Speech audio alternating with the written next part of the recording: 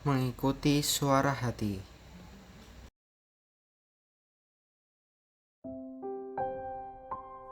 Hati nurani dapat diartikan sebagai suatu kesadaran moral seseorang dalam situasi yang konkret. Artinya, dalam menghadapi berbagai peristiwa dalam hidup, ada semacam suara dalam hati kita untuk menentukan apa yang seharusnya dilakukan dan menuntut kita bagaimana merespon kejadian tersebut. Hati nurani atau suara hati berperan terutama saat kita mau mengambil sebuah keputusan. Banyak orang yang tidak menyadari jika hati nuraninya sudah rusak.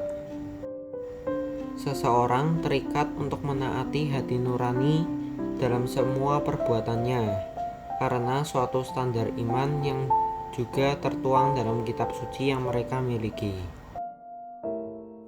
Akan tetapi, sangat mungkin bagi manusia untuk berbuat salah secara teliti. Dengan kata lain, hati nuraninya yang tidak diterangi bisa menyesatkan. Maka, untuk melihat apakah hati nurani kita masih berfungsi dengan baik atau tidak, dapat dilihat dari sikap hati dan tindakan kita yang menyesatkan atau tidak termasuk dalam konteks kehidupan yang paling kecil, seperti pikiran, prasangka, dan keadaan batin yang kita miliki.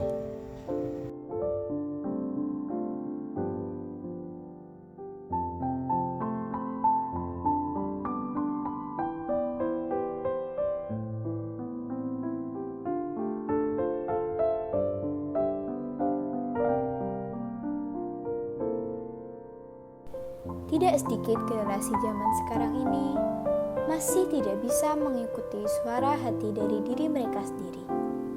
Hingga secara tidak sengaja, mereka berbuat asal-asalan dan berujung merugikan diri sendiri. Contohnya ketika mereka harus memilih antara belajar untuk menghadapi ulangan di hari esok atau bermain game hingga larut malam. Kita tahu sendiri bahwa kewajiban kita sebagai seorang pelajar adalah belajar.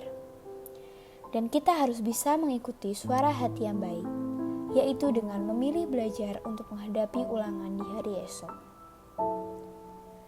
Jika kita bisa mengikuti suara hati yang baik, maka hidup kita akan menjadi lebih mudah dan nyaman untuk dijalani karena dalam kehidupan ini, pastinya kita selalu menggunakan suara hati kita. Untuk dapat mengikuti suara hati yang baik pada zaman sekarang ini memanglah tidak mudah. Namun, jika kita tidak bisa mengikuti suara hati kita, maka akan banyak sekali konsekuensi yang akan kita dapatkan.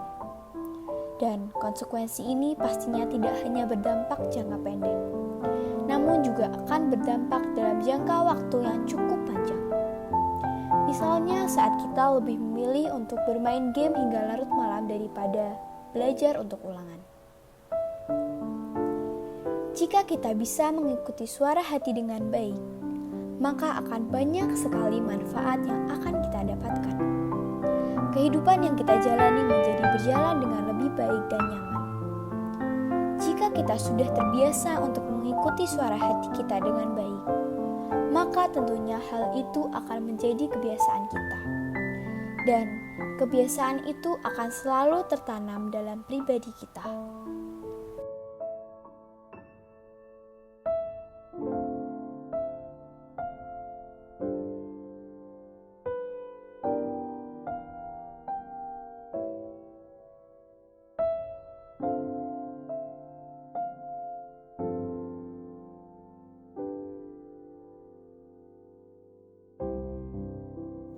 Hati nurani ada dalam setiap orang. Namun, banyak juga yang tidak menyadari hati nuraninya rusak. Mereka tidak berpikir dalam mengambil keputusan atau melakukan suatu tindakan.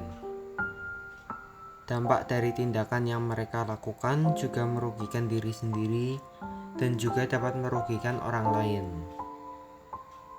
Dengan memiliki hati nurani, kita bisa memilih mana yang baik dan buruk. Sebagai anak Allah, tentunya kita akan selalu berusaha untuk memilih suara hati yang baik. tidak hanya baik bagi kita, namun